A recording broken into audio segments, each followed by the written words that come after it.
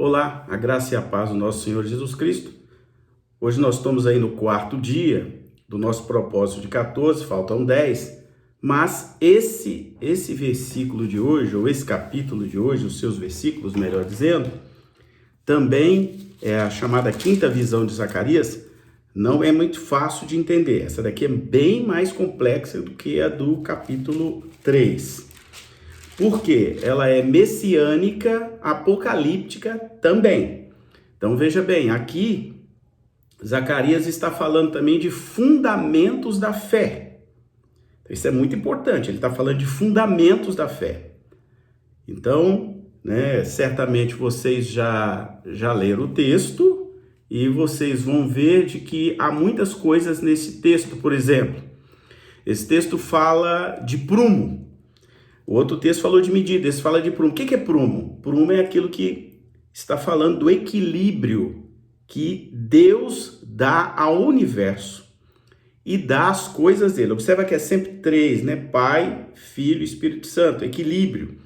Então, o prumo de Deus é a geração do equilíbrio dele dentro de nós. E aí esse equilíbrio é gerado de dentro para fora, ou seja, ele gera o equilíbrio entre a alma, o corpo e o espírito. Significando aí o Pai, o Filho e o Espírito Santo, tá? Então, esse prumo aí que está se referindo nesse texto, que é direcionado para o profeta ou para o sacerdote Zorobabel, que era o sacerdote daquela época, foi encarregado também de ajudar naquele processo que o povo judeu que estava no exílio voltasse para Jerusalém, reedificasse Jerusalém, consertasse todas as coisas. Então aqui é uma visão que também fala disso. Outra coisa importante, esse equilíbrio do universo é a prova de que Deus age com justiça, amor e com longanimidade. Fora outros atributos que Deus tem, mas esse de maneira muito específica. Outra coisa que está implícita aqui no texto, se vocês virem eu mudar o olhar, é porque a Bíblia está aqui comigo, fala também que estão implícitos aqui, quando ele fala do Espírito de Deus, que eu anotei aqui para eu não esquecer, que estão implícitos em Deus o Espírito de sabedoria, o Espírito de entendimento, o Espírito de conselho, o Espírito de poder, o Espírito de conhecimento e o Espírito do temor de Deus. Então, quando ele fala dos 7 Espíritos, ele está falando exatamente desses atributos que esses Espíritos têm. Esses Espíritos é o que estão sobre toda a terra, os 7 olhos do Senhor que estão sobre toda a terra, mostrando que só Deus é onisciente. O que é onisciente? Os olhos dele estão em todo lugar, ele vê tudo, Em outro texto aí da Bíblia, a gente vai dizer: os olhos do Senhor estão sobre toda a terra, sobre todo o universo, Então, esses olhos, que tem esses olhos, por dentro e por fora, se você olhar em Apocalipse, diz que os olhos, estão por dentro e por fora, ou seja, vê tudo, ou o olho que tudo vê, os olhos que tudo veem. Esses olhos olham diariamente para o povo de Deus.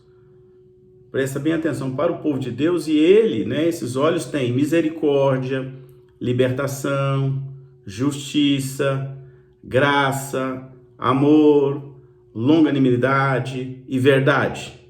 Então, louvado seja Deus por isso, Quando levantamos, então, um altar, eu sempre falo com vocês de altar, o altar precisa ser um altar de honra, não é todo altar que tem honra.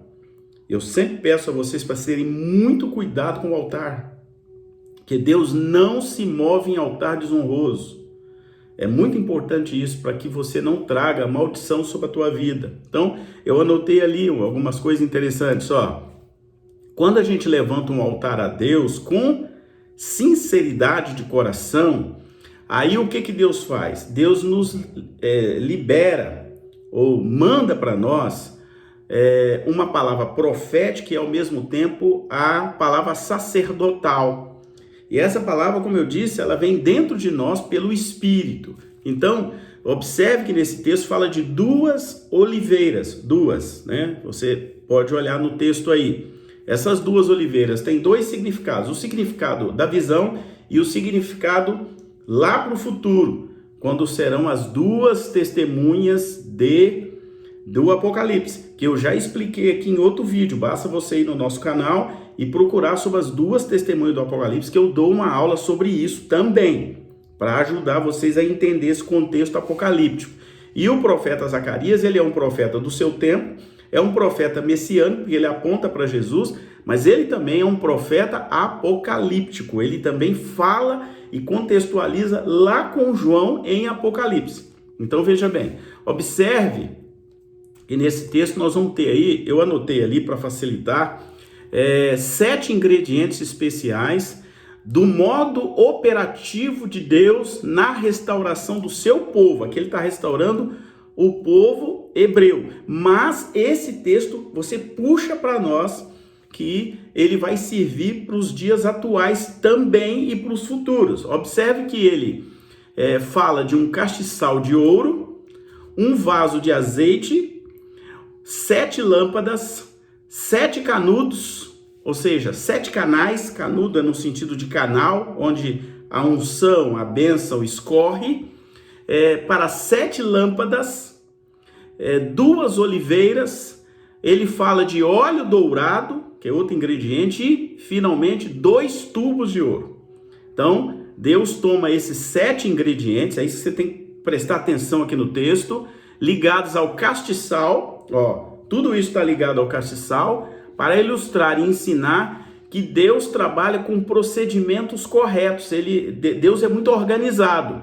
E quando ele vai restaurar um altar, ele também trabalha nesse processo de organização. Ou seja, ele é que dá os ingredientes para que o altar seja restaurado. Aqui nesse caso ele está falando do altar de Jerusalém. Mas traz isso também para o seu altar. Os ingredientes que Deus vai usar para restaurar o teu altar.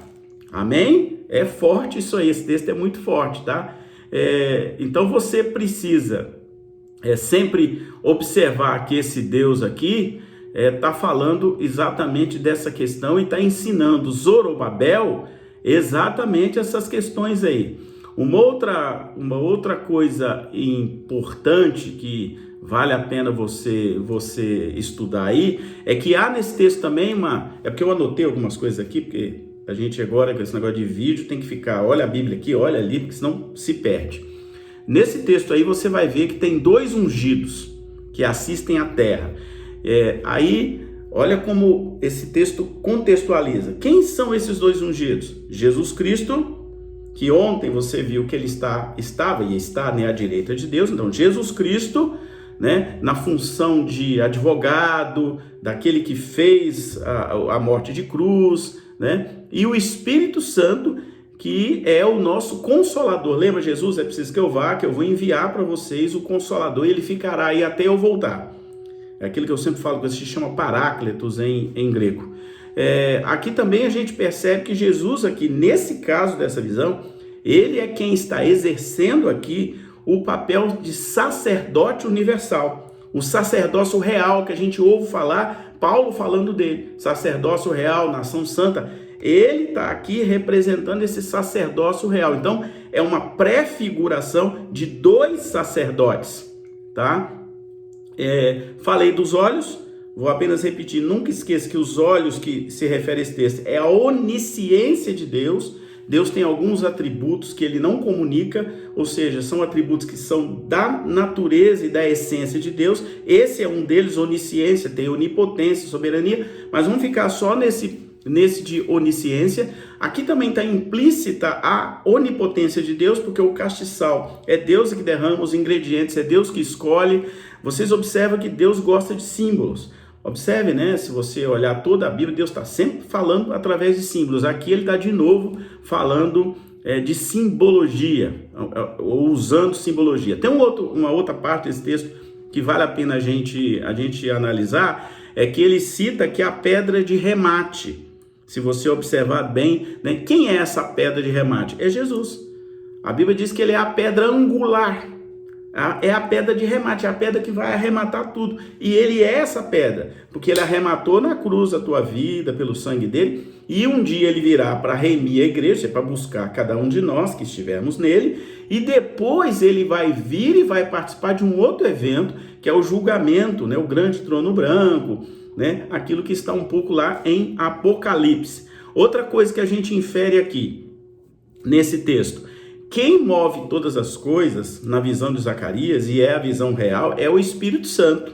Observe aí no texto, né?